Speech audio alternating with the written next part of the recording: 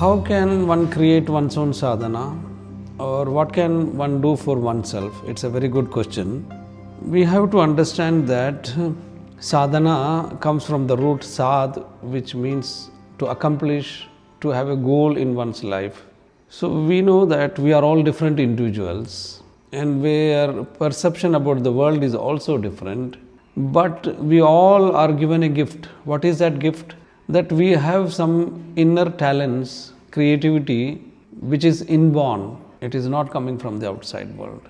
Yeah, we understand that there is a transactional world present in front of us, but this transactional world is also a reflection of the Supreme Self. So, if we are knowing that everything in my life is happening because of that Supreme Self, we are easily able to discern what is that we are looking for in our life.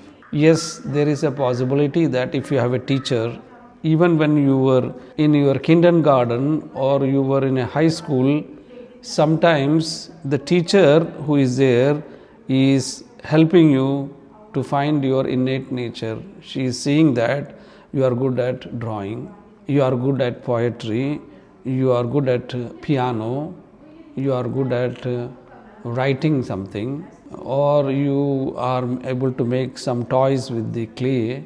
So the teacher takes that as an opportunity to help you to find that to be a hobby which might help you again and again to find your own true nature. How? Because when you are in that kind of circumstances where you are having an inspiration from the teacher, you would like to work on that for a long continuous period of time. Even Patanjali says about that one has to work on one's own creativity for or practices for a long period of time. Satu dirgha kala nairantarya satkara sevito dridabhumi. If you want to have a foundation in your life, one has to work on the abilities, the capacities, the capabilities which are inborn in one's nature. The question is, how can you find that? Maybe in the beginning, if you are not able to find that, every day you are having a journaling. You are doing a journaling, you are asking yourself, what are my hobbies, what are the things I really like, and if I want to do a practice, what kind of practice will be beneficial for me. Some of the students I see that they are good in chanting, mantra chanting may be good. Some of the students, they don't want to do mantra chanting, but they can meditate by inhaling and exhaling again and again, concentrating on the breath. And maybe for some students, this is also a practical way of drawing mandalas, because every mandala has a center, and you are the center of the mandala, which is not changing. All other things are changing, there are different shapes for that, but where are you? You are the center of the mandala, and from that center you are evolving.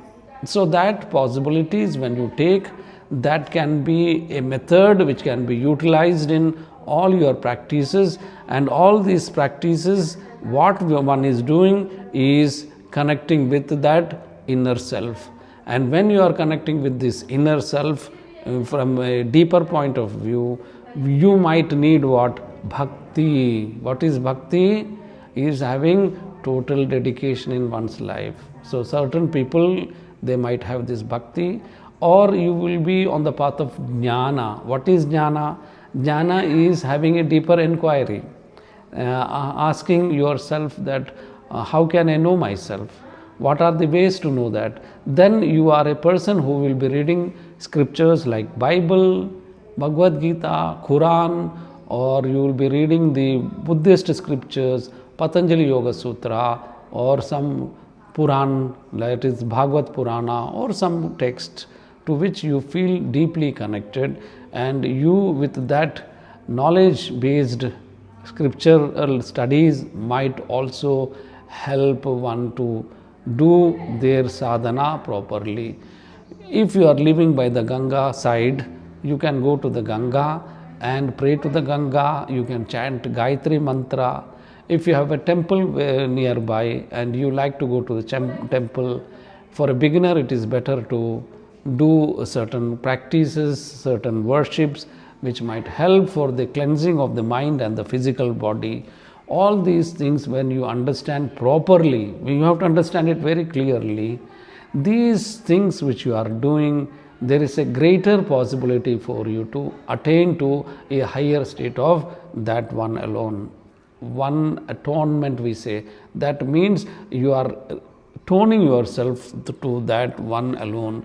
Through all these practices, you are again and again knowing all the practices I am doing is connecting to that one self alone. But for many of us, everything is different, isn't it?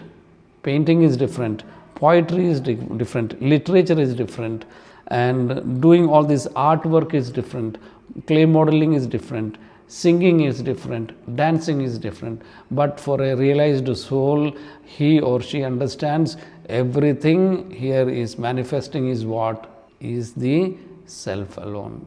So it is that naturally one is adapting, accommodating the auxiliary things around oneself and trying to impart them in such a way that these things, when one is adapting in one's life, is giving that person the greatest possibility to be what one is.